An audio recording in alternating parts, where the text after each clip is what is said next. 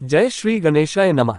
संजय बोले, उस प्रकार करुणा से व्याप्त और आंसुओं से पूर्ण तथा व्याकुल नेत्रों वाले शोकयुक्त अर्जुन के प्रति भगवान मधुसूदन ने यह वचन कहा। श्री भगवान बोले, हे अर्जुन, तुझे इस असमय में यह मोह किस हेतु से प्राप्त हुआ? क्योंकि न तो यह श्रेष्ठ पुरुषों द्वारा आचरित है, न स्वर्ग को देने वाला है और न कीर्ति को करने वाला ही है। इसलिए हे अर्जुन, नपुंसकता को मत प्राप्त हो, तुझमें यह उचित नहीं जान पड़ती। हे परंतप, हृदय की तुच्छ दुर्बलता को त्याग कर युद्ध के लिए खड़ा हो जा। अर्जुन बोले, हे मधुसूदन, मैं रणभूमि में किस प्रकार बाणों से भीष्म पितामह और द्रोणाचार्य के विरुद्ध लड़ूंगा? क्योंकि हे अरिसुदन, वे दोनों ही पूजनीय हैं। इसलिए इन महानुभाव गुरुजनों को न मारकर मैं इस लोक में भिक्षा का अन्न भी खाना कल्याणकारक समझता हूँ। क्योंकि गुरुजनों को मारकर भी इस लोक में रुधिर से सने हुए अर्थ और कामरूप भोगों को ही तो भोगूंगा। हम यह भी नहीं जानते कि हमारे लिए युद्ध करना और न करना, इन दोनों में से कौन सा श्रेष्ठ है। अथवा यह भी नहीं जानते कि उन्हें हम जीतेंगे या हमको वे जीतेंगे। और जिनको मारकर हम जीना भी नहीं चाहते, वे ही हमारे आत्मीय धृतराष्ट्र के पुत्र हमारे मुकाबले में खड़े हैं। इसलिए कायरता रूप दोष से दूषित हुए स्वभाव वाला तथा धर्म के विषय में मोहित हुआ मैं आपसे पूछता हूँ कि जो साधन निश्चित कल्याणकारक हो वह मेरे लिए कहिए। क्योंकि मैं आपका शिष्य हूँ, इसलिए आपके शरण हुए मुझको शिक्षा दीजिए। क्योंकि भूमि में निष्कंटक धन धान्य संपन्न राज्य को और देवताओं के स्वामीपन को प्राप्त होकर भी मैं उस उपाय को नहीं देखता हूँ जो मेरी इंद्रियों के सुखाने वाले शोक को दूर कर सके।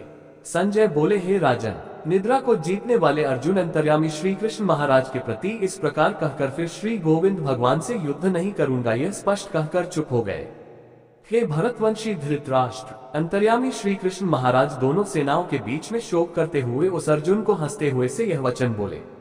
श्री भगवान बोले, हे अर्जुन, तू न शोक करने योग्य मनुष्यों के लिए शोक करता है और पंडितों से वचनों को कहता है, परंतु जिनके प्राण चले गए हैं उनके लिए और जिनके प्राण नहीं गए हैं उनके लिए भी पंडितजन शोक नहीं करते। न तो ऐसा ही है कि मैं किसी काल में मैं नहीं था, तू नहीं था, अथवा ये राजा लोग नहीं थे, और न ऐसा ही है कि इससे आगे हम सब नहीं रहेंगे। जैसे जीवात्मा की इस देह में बालकपन, जवानी और वृद्धावस्था होती है, वैसे ही अन्य शरीर की प्राप्ति होती है, उस विषय में धीर पुरुष मोहित नहीं होता।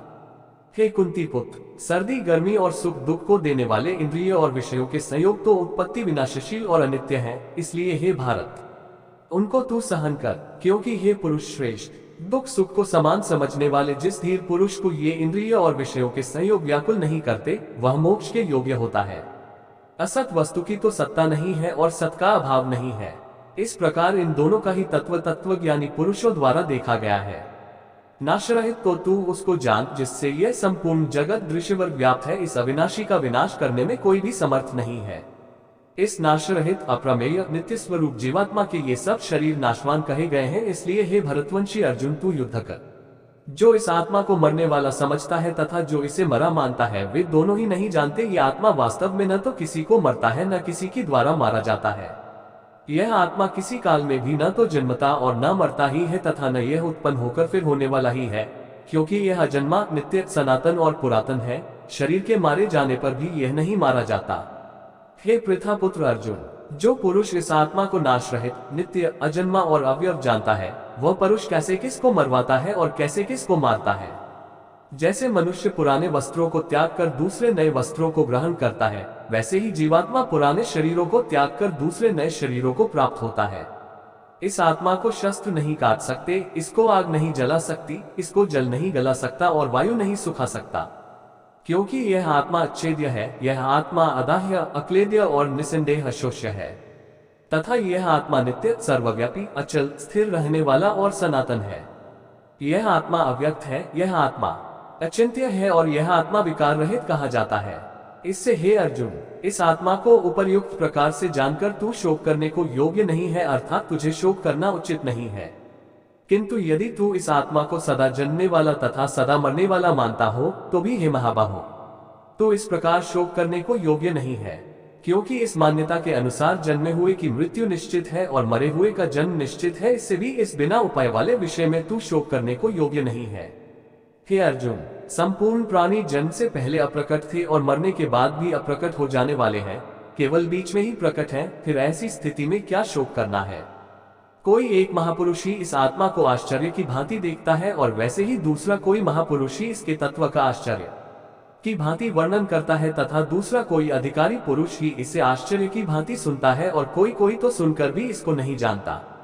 हे अर्जुन, यह आत्मा सबके शरीरों में सदा ही अवध्य है, इसलिए संपूर्ण प्राणियों के लिए तू शोक करने योग्य नहीं है तथा अपने धर्म को देखकर भी तू भय करने योग्य नहीं है, अर्थात तुझे भय नहीं करना चाहिए, क्योंकि क्षत्रिय के लिए धर्मयुक्त युद्ध से बढ़कर दूसरा कोई कल्याणकारी कर्तव्य नहीं है। हे पार्थ, अपने आप प्राप्त हुए और खुले हुए स्वर्ग के द्वार रूप इस प्रकार के युद्ध को भाग्यवान क्षत्रिय लोग ही पाते हैं।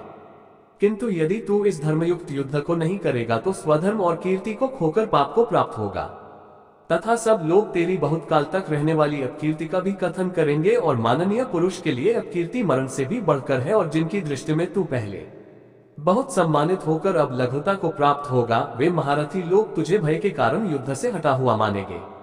तेरे वैरी लोग तेरे सामर्थ्य की निंदा करते हुए तुझे बहुत से न कहने योग्य वचन भी कहेंगे। उससे अधिक दुख और क्या होगा? या तो तू युद्ध में मारा जाकर स्वर्ग को प्राप्त होगा अथवा संग्राम में जीतकर पृथ्वी का राज्य भोगेगा। इस कारण हे अर्जुन, तू युद्ध के लिए निश्चय करके खड़ा हो जा। जय पराजय, लाभ हानि और सुख दुख को समान समझकर उसके बाद युद्ध के लिए तैयार हो जा। इस प्रकार युद्ध करने से तू पाप को नहीं प्राप्त होगा। हे पार्थ, यह बुद्धि तेरे लिए ज्ञानयोग के विषय में कही गई और अब तू इसको कर्मयोग के विषय में सुन। जिस बुद्धि से युक्त हुआ तू कर्मों के बंधन को भलीभांति त्याग देगा, अर्थात सर्वथा नष्ट कर डालेगा। इस कर्मयोग में आरंभ का अर्थात बीज का नाश नहीं है और उल्टा फल रूप दोष भी नहीं है, बल्कि इस कर्मयोग रूप धर्म का थोड़ा सा भी साधन जन्म मृत्यु रूप महान भय से रक्षा कर लेता है। हे अर्जुन, इस कर्मयोग में स्थिर बुद्धि एक ही होती है, किंतु अस्थिर विचार वाले विवेकहीन सकौम मनुष्यों की बुद्धियां निश्चय ही बहुत भेदों वाली और अनंत होती है। हे अर्जुन, जो भोगों में तन्मय हो रहे हैं, जो कर्मफल के प्रशंसक वेद वाक्यों में ही प्रीति रखते हैं, जिनकी बुद्धि में स्वर्ग ही परम प्राप्य वस्तु है और जो स्वर्ग से बढ़कर दूसरी कोई वस्तु ही नहीं है, ऐसा कहने वाले हैं, वे अविवेकी जन इस प्रकार की जिस पुष्पित अर्थात दिखाव शोभायुक्त वाणी को कहा करते हैं, जो कि जिनरूप कर्मफल देने वाली एवं भोग तथा ऐश्वर्य की प्राप्ति के लिए नाना प्रकार की बहुत सी क्रियाओं का वर्णन करने वाली है। उस वाणी द्वारा जिनका चित्त हर लिया गया है, जो भोग और ऐश्वर्य में अत्यंत आसक्त है, उन पुरुषों की परमात्मा में निश्चित स्थिर बुद्धि नहीं होती। हे अर्जुन, वेद उपर्युक्त प्रकार से तीनों गुणों के कार्य रूप समस्त भोगों एवं उनके साधनों का प्रतिपादन करने वाले हैं। इसलिए तू उन भोगों एवं उनके साधनों में आसक्तिहीन, हर्ष शोकादि द्वंद्वों से रहित, नित्य वस्तु परमात्मा में स्थित योग क्षेम को अर्थात प्राप्त वस्तु की रक्षा का भाव न चाहने वाला और स्वाधीन अंतःकरण वाला हो, सब ओर से परिपूर्ण जलाशय के प्राप्त हो जाने पर छोटे जलाशय में मनुष्य का जितना प्रयोजन रहता है, ब्रह्म को तत्व से जानने वाले ब्राह्मण का समस्त वेदों में उतना ही प्रयोजन रह जाता है। तेरा कर्म करने में ही अधिकार है, उसके फलों में कभी नहीं, इसलिए तू कर्मों के फल का हेतु मत हो तथा तेरी कर्म न करने में भी आसक्ति न हो। हे धनंजय, तू आसक्ति को त्याग कर तथा सिद्धि और असिद्धि में समान बुद्धि वाला होकर योग में स्थित हुआ। कर्तव्य कर्मों को कर, समत्व अर्थात कर्म करके उससे प्राप्त होने वाले फल में समान भाव रखना ही योग कहलाता है।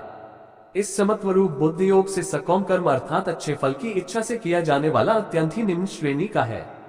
इसलिए हे धनंजय, तू समबुद्धि में ही रक्षा का उपाय ढूंढ, अर्थात बुद्धि योग का ही आश्रय ग्रहण कर, क्योंकि फल के हेतु बनने वाले अत्यंत दीन है।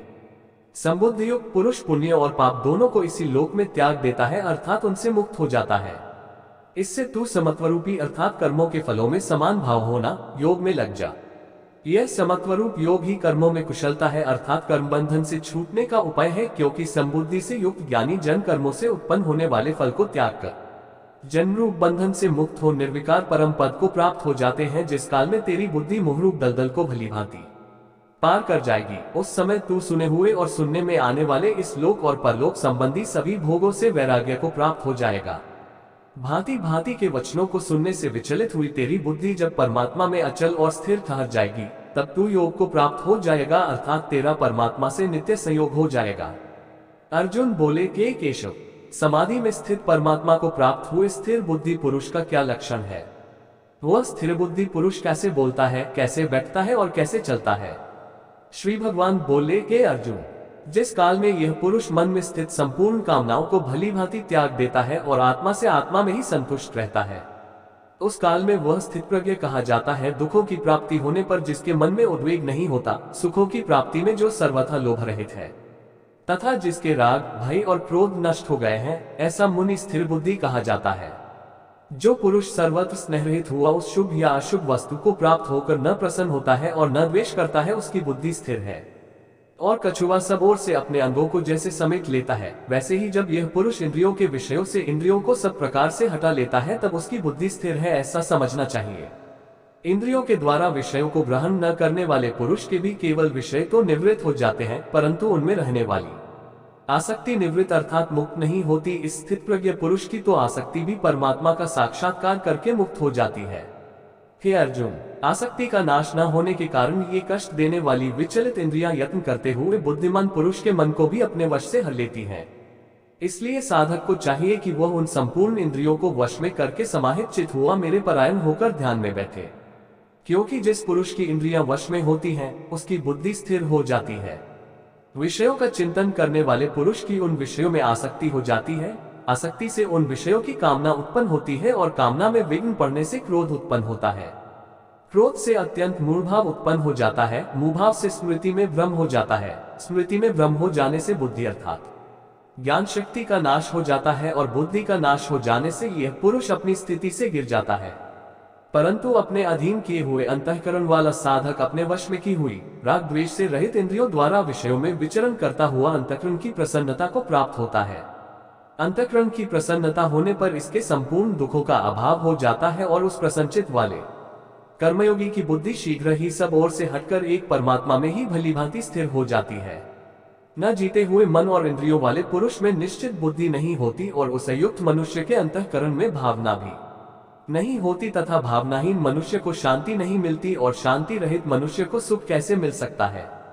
क्योंकि जैसे जल में चलने वाली नाव को वायु हर लेती है, वैसे ही विषयों में विचरती हुई इंद्रियों में से मन जिस इंद्रिय के साथ रहता है वह एक ही इंद्रिय इस अयुक्त पुरुष की बुद्धि को हर लेती है। इसलिए हे महाबाहो, जिस पुरुष की इंद्रियां इंद्रियों के विषयों से सब प्रकार वश में है, उसी की बुद्धि स्थिर है। संपूर्ण प्राणियों के लिए जो रात्रि के समान है, उस नित्य ज्ञान स्वरूप परमानंद की प्राप्ति में स्थित प्रज्ञ योगी जागता है और जिस नाशवान सांसारिक सुख की प्राप्ति में सब प्राणी जागते हैं, परमात्मा के तत्व को जानने वाले मुनि के लिए वह रात्रि के समान है। जैसे नाना नदियों के जल सब ओर से परिपूर्ण अचल प्रतिष्ठा वाले समुद्र में उसको विचलित न करते हुए ही समा जाते हैं, वैसे ही सब भोग जिस स्थित प्रज्ञ पुरुष में किसी प्रकार का विकार उत्पन्न किए बिना ही समा जाते हैं, वही पुरुष परम शांति को प्राप्त होता है, भोगों को चाहने वाला नहीं। जो पुरुष संपूर्ण कामनाओं को त्याग कर ममता रहित, अहंकार रहित और इच्छा रहित हुआ विचरता है, वही शांति को प्राप्त होता है, अर्थात वह शांति को प्राप्त है। हे अर्जुन, यह ब्रह्म को प्राप्त हुए पुरुष की स्थिति है। इसको प्राप्त होकर योगी कभी मोहित नहीं होता और अंतकाल में भी इस ब्राह्मी स्थिति में स्थित होकर ब्रह्मानंद को प्राप्त हो जाता है।